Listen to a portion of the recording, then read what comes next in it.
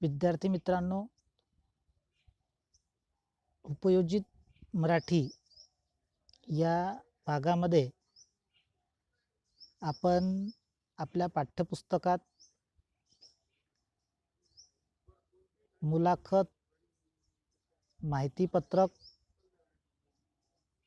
अहवाल तयार करणे आणि वृत्तलेख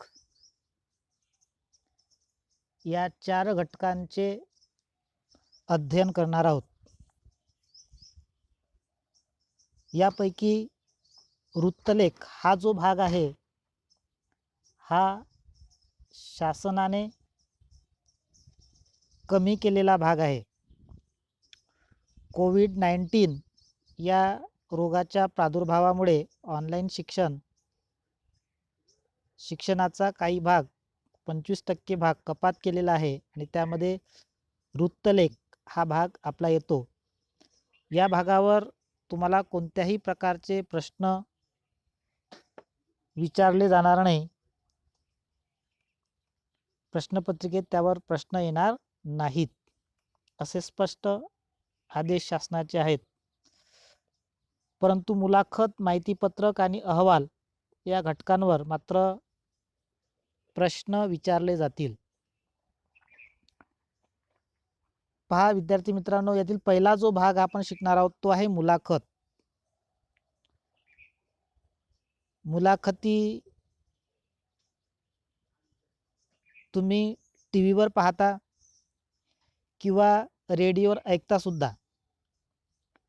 खरं तर तुम्ही आता रेडिओ ऐकत नाही.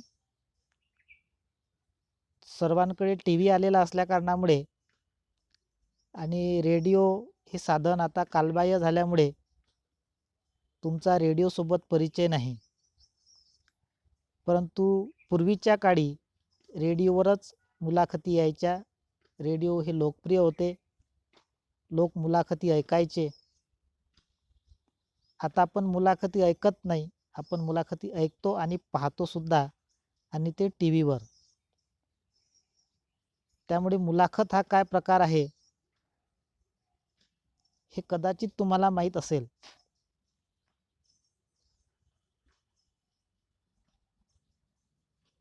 आणि या संदर्भामध्ये मुलाखत ही लिहिली जाते हे कदाचित तुम्हाला माहीतही नसेल. कारण वाचनाचा छंद तुमच्यापैकी ज्या लोकांना आहे, जे वर्तमानपत्रे, साप्ताहिके नियमितपणे ऐकतात,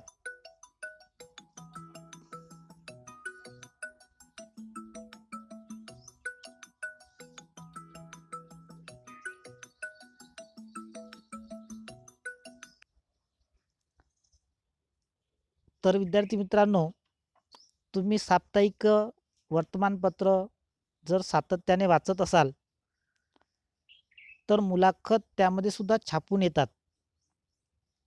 याचा अर्थ असा होतो की मुलाखती फक्त ऐकल्याच जातात, केवळ पाहिल्याच जातात असं नाही, तर त्या छापल्या सुद्धा जातात, लिहिल्या सुद्धा जातात,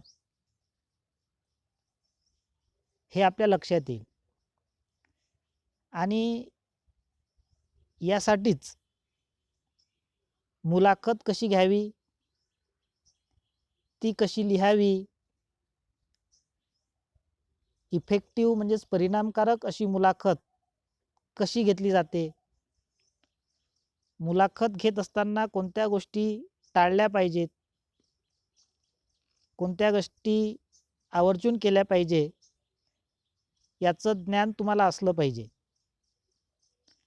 कारण एखादा उत्तम मुलाखतकार होणे हे सुद्धा एक प्रकारचं व्यावसायिक कौशल्य आहे. आणि म्हणून ते आपल्या अंगी विकसित व्हावं यासाठी आपल्या पाठ्यपुस्तकामध्ये मुलाखत हा प्रकार आपण यावर्षी शिकणार आहोत. आणि तो खूप महत्त्वाचा आहे. परीक्षेच्या दृष्टीने सुद्धा महत्त्वाचा आहे आणि व्यावसायिक दृष्टीने सुद्धा तो महत्त्वाचा आहे. मुलाखत या प्रकरणाला आपण सुरुवात करू. तुम्ही पुस्तकं काढा. Page number 87.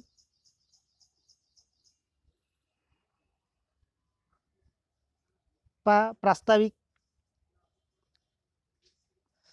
वृत्तपत्रे, मासिके, दिवाळी अंक, आकाशवाणी, दूरदर्शन इत्यादी माध्यमातून सातत्याने मुलाखती वाचायला, ऐकायला, पाहायला मिळतात. मुलाखत या अरबी शब्दावरून मुलाखत हा सर्वांना परिचित असलेला शब्द तयार झालेला आहे. सभा, संमेलने, सांस्कृतिक कार्यक्रमांमध्येही प्रकट मुलाखती होत असतात. विद्यार्थी मित्रांनो, आपल्याकडे अमरावतीला ज्ञानेश्वर सांस्कृतिक सभागृह आहे. इथे सुद्धा बरेच कार्यक्रम होतात आणि अशा कार्यक्रमांमध्ये जेव्हा एखाद्या व्यक्तीची मुलाखत घेतली जाते आणि तुम्ही ते प्रत्यक्ष पाहत असतात तेव्हा त्याला प्रकट मुलाखत असे म्हणतात. सभा संमेलनांमध्ये अशा प्रकट मुलाखती होत असतात. अशा मुलाखतींमधून व्यक्तींच्या जीवनाचा आणि कर्तृत्वाचा वेध घेतला जातो. मुलाखत कशासाठी घेतली जाते?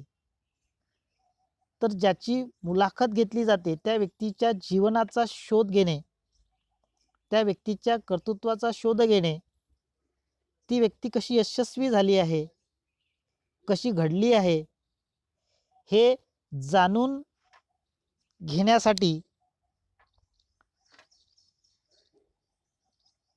मुलाखती घेतल्या जातात. मुलाखत घेणे आणि देणे हे खूपच कौशल्याचे काम असते. अलीकडे तर मुलाखत घेणे या गोष्टीला मोठ्या प्रमाणात व्यावसायिक महत्त्व प्राप्त होत आहे. मुलाखत घेणे हे एक व्यावसायिक कौशल्य आहे. व्यावसायिक कौशल्य आहे म्हणजे रोजगाराच्या दृष्टीने सुद्धा, नोकरी लागण्याच्या दृष्टीने सुद्धा हे कौशल्य महत्त्वाचे आहे. म्हणजे लक्षात घ्या, जर तुम्ही पत्रकार व्हायचं ठरवलं, तुमच्या आयुष्यामध्ये तुम्हाला बातम्या गोळा करायला आवडतं, बातम्या लिहायला आवडतं,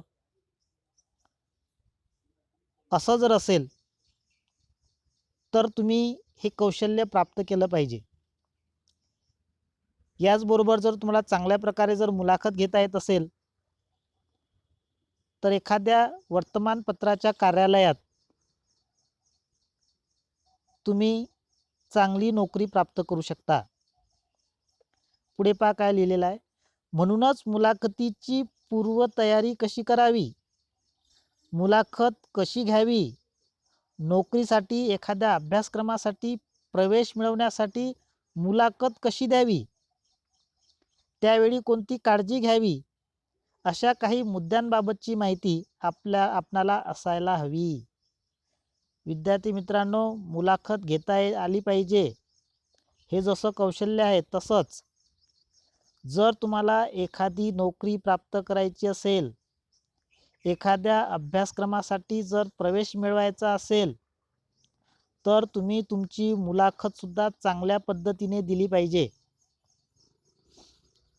कारण कुठलीही नोकरी ही लेखी परीक्षा आणि मुलाखत या दोन गोष्टींवर अवलंबून असते आणि म्हणून उत्तमरित्या मुलाखत देता येणे, चांगल्या पद्धतीनं चांगल्या रीतीनं मुलाखत देता येणे हे सुद्धा एक फार मोठं कौशल्य आहे. कदाचित तुम्हाला माहीत नसेल, लोकसेवा आयोग MPSC आणि UPSCच्या परीक्षांमध्ये जो अंतिम टप्पा असतो तो मुलाखतीचा असतो. ज्यांच्या मुलाखती यशस्वी होतात त्यांना मोठमोठ्या पदाच्या नोकऱ्या मिळतात आणि म्हणून मुलाखत घेणे हे जसं कौशल्य आहे तसंच देणे हे सुद्धा एक कौशल्य आहे.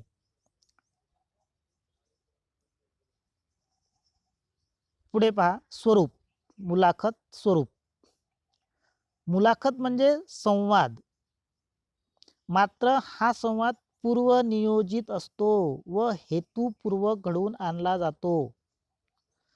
मुलाखत देणारा, मुलाखत घेणारा आणि ती मुलाखत ऐकणारा, पाहणारा, वाचणारा या तिघांच्या सहभागातून मुलाखत पार पडते.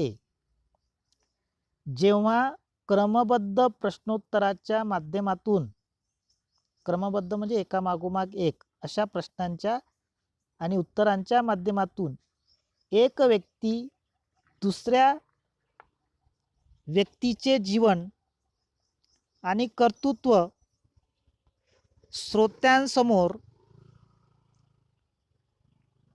उलगडून दाखवते, तेव्हा त्यांच्यात झालेला संवाद म्हणजेच मुलाखत होय. थोडक्यात दोन व्यक्तींमध्ये नियोजनपूर्वक, शब्द व्यवस्थित ऐका, दोन व्यक्तींमध्ये नियोजनपूर्वक झालेला वैचारिक भावनिक संवाद म्हणजे मुलाखत होय.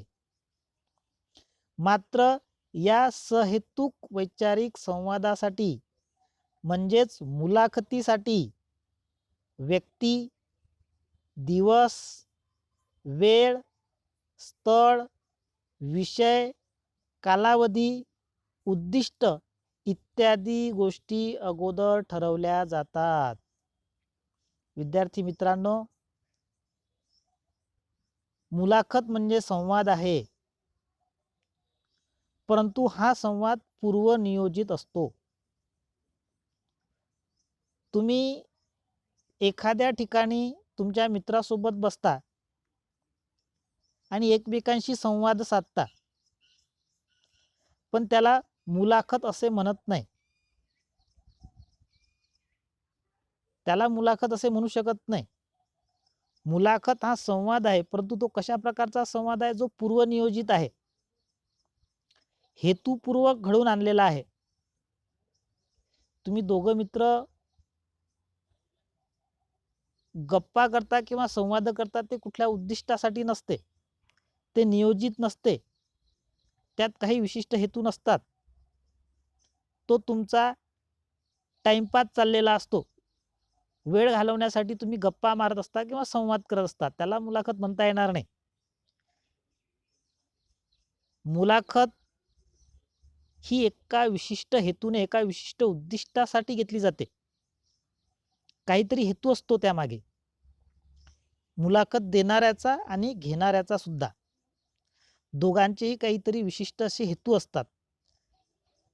त्या हेतूपोटी तो संवाद निर्माण झालेला असतो. आणि हा संवाद कोण्या दिवशी होईल, कोणत्या वेळेला होईल, कोणत्या ठिकाणी होईल आणि कोणत्या विषयावर होईल, हे पूर्वनियोजित असते. विषयाचे त्याला बंधन असते. मुलाखतीमधला जो संवाद आहे त्याला विषयाचे बंधन असते. मित्रासोबत आपण जो संवाद करतो त्याला विषयाचे बंधन नसते, त्यामुळे ती मुलाखत होत नाही.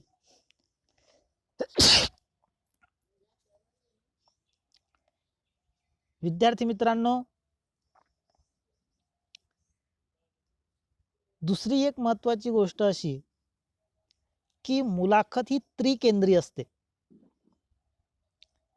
मुलाखत घेणारा, मुलाखत देणारा आणि मुलाखत ऐकणारा असे तीन घटक मुलाखतीमध्ये असतात. पुढे पहा काय लिहिलेलं आहे. मुलाखतीचे स्वरूप विविधांगी असते. एका वेळी एक व्यक्ती दुसऱ्या एका व्यक्तीची मुलाखत घेऊ शकते. तसेच एका वेळी एक व्यक्ती अनेक व्यक्तींचीही मुलाखत घेऊ शकते. फोनवरूनही मुलाखत घेतली जाऊ शकते. मुलाखत अशी विविध स्वरूपाची असते. मुलाखतीचं रंगरूप असं विविध प्रकारचं आहे. एक व्यक्ती एका व्यक्तीची मुलाखत घेऊ शकते, परंतु एक व्यक्ती अनेक व्यक्तींची सुद्धा मुलाखत घेऊ शकते. त्याला आपण गट मुलाखत असं म्हणणार आहोत. पुढे तो भाग आपण शिकणारच आहोत. परंतु एक व्यक्ती अनेक व्यक्तींची सुद्धा मुलाखत घेऊ शकते किंवा अशी सुद्धा मुलाखत असते. फोनवरूनही आजकाल मुलाखती घेतल्या जाऊ शकतात. असं मुलाखतीचं स्वरूप आज व्यापक बनलेलं आहे. मुलाखत लिखित, मौखिक, लिखित म्हणजे लिहिलेली, मौखिक म्हणजे त्यात लिहिलेलं नसतं, बोललं जातं, ऐकलं जातं, लिहिण्याचं काम नसतं. मौखिक, ध्वनिमुद्रित म्हणजे रेकॉर्ड केलेली, ध्वनिमुद्रित म्हणजे रेकॉर्ड केलेली. प्रकट म्हणजे एखाद्या सभा संमेलनामध्ये प्रत्यक्ष घेतलेली, प्रत्यक्ष, अशा विविध स्वरूपाची असू शकते किंवा असते. मुलाखती विचार प्रवर्तक असतात, भावना प्रधानही असतात. विद्यार्थी मित्रांनो, मुलाखतींचं हे खास वैशिष्ट्य आहे. एखाद्या यशस्वी व्यक्तीची मुलाखत आपण कशासाठी ऐकतो, कशासाठी वाचतो, कशासाठी पाहतो? त्यातून आपल्याला काहीतरी विचार प्राप्त झाला पाहिजे, प्रेरणा मिळाली पाहिजे यासाठी. आणि म्हणून मुलाखती ह्या विचार प्रवर्तक असतात, भावना प्रधानही असतात. एखादी व्यक्ती कशी घडली, कशा प्रसंगाला तिने तोंड दिलं, याची माहिती त्यामध्ये असतात आणि त्यावेळेस आपण भावुक होऊन जातो, म्हणून त्या भावना प्रधानही असतात. श्रोत्यांचे कुतूहल शमवणाऱ्या, एखाद्या विषयाच्या सर्व बाजू स्पष्ट करणाऱ्या, अनुभव कथन करणाऱ्या, वाङ्मयीन सौंदर्य उलगडून दाखवणाऱ्या, पुढील पिढ्यांना मार्गदर्शन करणाऱ्या अशा कितीतरी वेगळ्या स्वरूपाच्या मुलाखती असतात. मुलाखतीमधून मुलाखत समजा एखाद्या विशिष्ट विषयावर असली तर त्या विषयाच्या सर्व बाजूंनी, त्या विषयाचं सर्व बाजूंचं ज्ञान त्या मुलाखतींमधून आपल्याला होत असते. उदाहरणार्थ, आजकाल आपण टीव्हीवर डॉक्टर लोकांच्या मुलाखती पाहत आहोत आणि हे डॉक्टर लोक आपल्याला कोरोना या रोगाच्या संदर्भामध्ये सर्व बाजूंनी विवेचन करून सांगतात. बरोबर आहे. तर अशा असतात, एखाद्या विषयाच्या सर्व बाजू स्पष्ट करणाऱ्या असतात, अनुभव कथन करणाऱ्या असतात. काही मुलाखती आपल्याला अनुभव सांगणाऱ्या असतात, म्हणजे कसे कसे अनुभव त्या व्यक्तीला येत गेले आणि कशी कशी ती व्यक्ती आपल्या यशापर्यंत पोहोचली. उदाहरणार्थ, एखाद्या सैनिकाची मुलाखत, तो त्याचे अनुभव सांगत असतो. काही वेळा मुलाखती या साहित्यिक लोकांच्या घेतल्या जातात आणि मग हे साहित्यिक लोक त्यांच्या साहित्यातलं, त्यांच्या कवितेतलं, नाटकातलं, कादंबऱ्यांमधलं म्हणा, वाङ्मयीन सौंदर्य आपल्याला उलगडून दाखवतात, जे आपल्याला कधीही आपण अनुभवलेलं नसतं. एखादी त्यांची कविता आपण वाचलेली असते, परंतु त्या कवितेचं खरं रंगरूप आपल्याला ते उलगडून दाखवतात जेव्हा आपण त्या विशिष्ट व्यक्तीची, कवीची मुलाखत घेतो तेव्हा. पुढील पिढ्यांना मार्गदर्शन करणाऱ्या मुलाखती असतात. काही काही मुलाखती ह्या पुढच्या पिढ्यांना सुद्धा मार्गदर्शक ठरतील अशाही स्वरूपाच्या असतात. ज्यांच्याजवळ सांगण्यासारखे काही आहे आणि ज्यांच्याकडून ऐकण्यासारखे काही आहे, अशा व्यक्तींची मुलाखत घेतल्या जाऊ शकते. मुलाखत कुणाची घेतली जात नाही विद्यार्थी मित्रांनो. मुलाखत त्यांचीच घेतली जाते की ज्यांच्याकडे सांगण्यासारखं काहीतरी विशेष आहे, ज्यांच्याकडून ऐकण्यासारखं काहीतरी विशेष आहे. अशाच लोकांची मुलाखत घेतली जाऊ शकते. यात लोकप्रतिनिधी म्हणजेच आपले राजकीय लोक,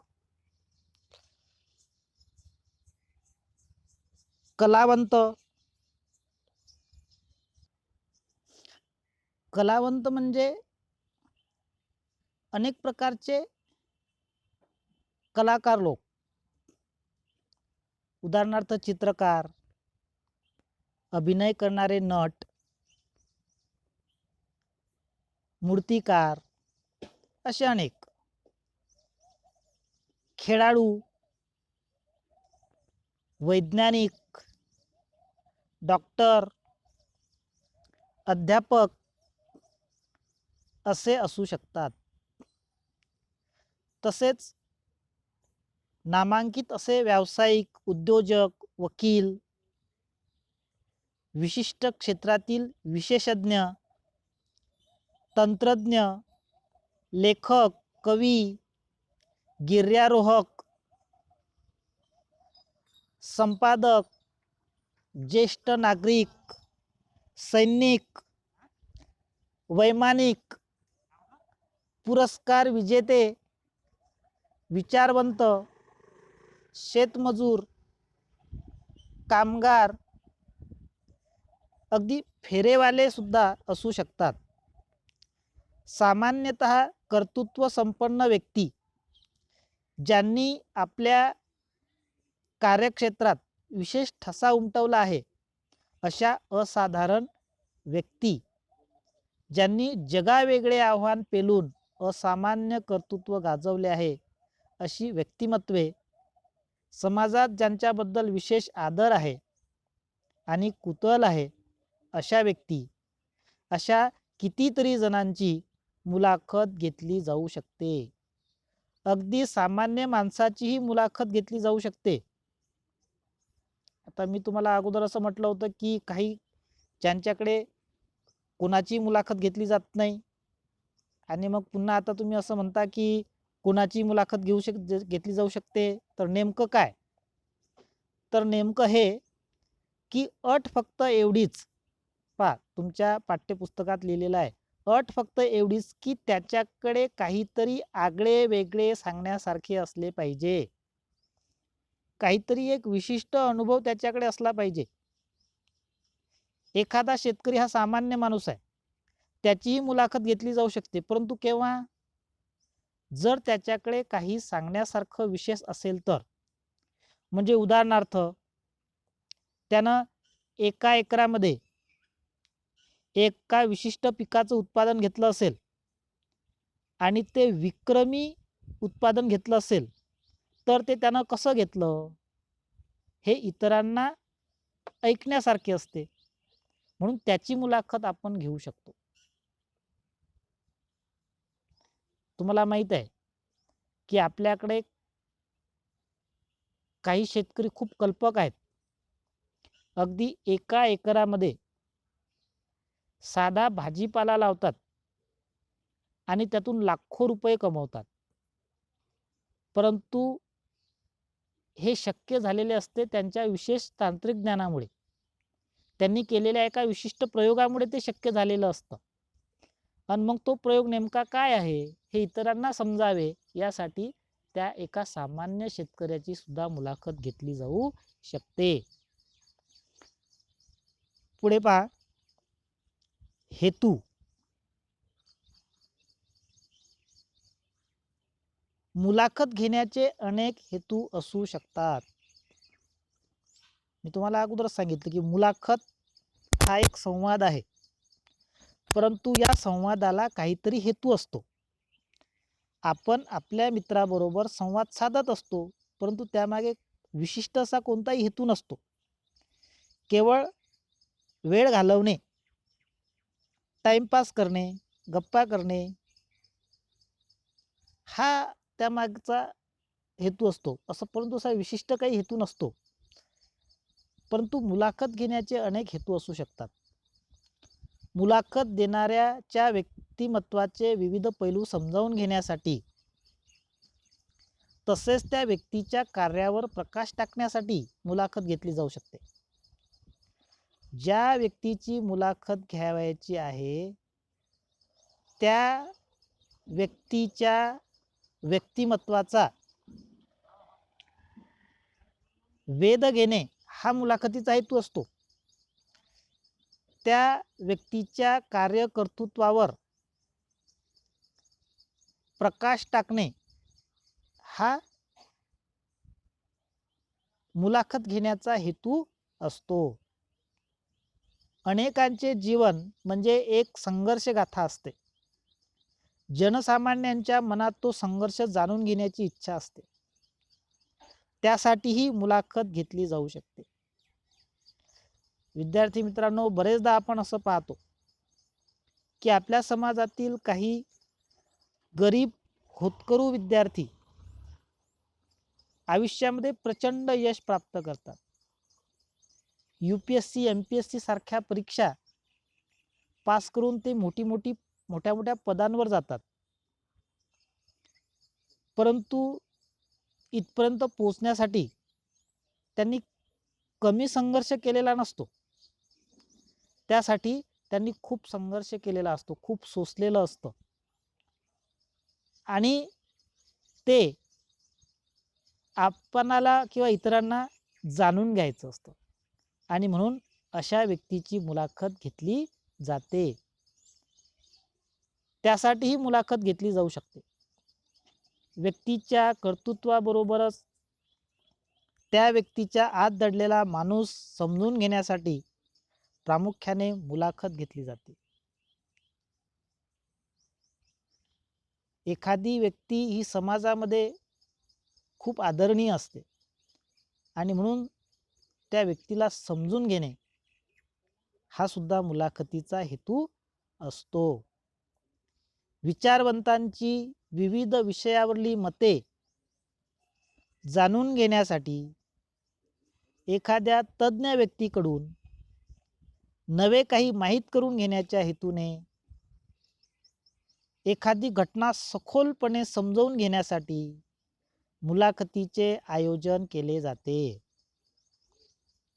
मुलाखत देणारी व्यक्ती ज्या परिसरात लहानची मोठी झाली तो परिसर जाणून घेण्यासाठी, समाजाचे प्रबोधन करण्यासाठी, जनजागृती करण्यासाठी, कलांचा रसास्वाद घेण्यासाठी मुलाखती घेतल्या जातात.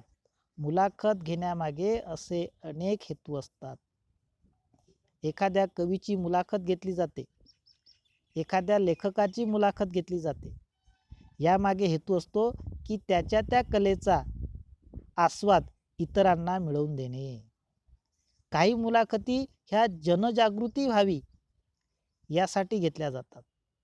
उदाहरणार्थ, आपण बरेचदा टीव्हीवर अंधश्रद्धा निर्मूलन समितीचे अध्यक्ष श्याम मानव यांच्या मुलाखती ऐकतो आणि त्यामधून आपल्याला समाजातील विविध अंधश्रद्धांविषयीचं ज्ञान होतं.